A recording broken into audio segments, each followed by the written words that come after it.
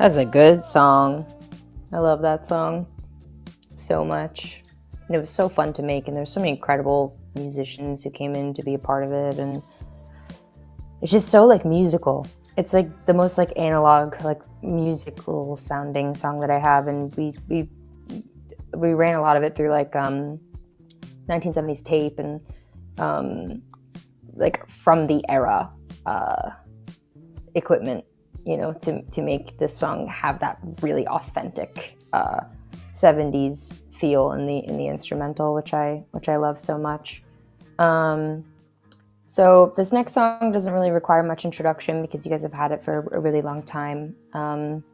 It's definitely one of the saddest songs I've ever written in my life, and it was the first song, or one of the first songs, I think it was the first song that I wrote when I was thinking about, you know, am I going to make an album right now, you know, because I knew I was home, I knew I was sick, I didn't know for how long, or, you know, I didn't know how bad it was going to get or how good it was going to get or what the future held, and it was really just blank space in front of me. Like I couldn't schedule or plan or do anything because I didn't know if I was, you know, on my way to getting better or if I was on my way to living in a hospital.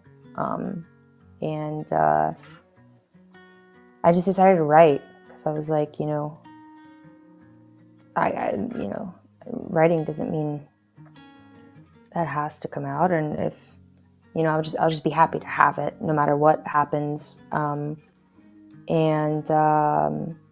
know, I told you guys a little bit when this song first came out, but you know, I have two sicknesses that I'm gonna have for the rest of my life, and it's a constant balancing act, and things are constantly changing, and you know, it can go from being really scary to really optimistic, you know, within the week, and that was really hard to get used to at first.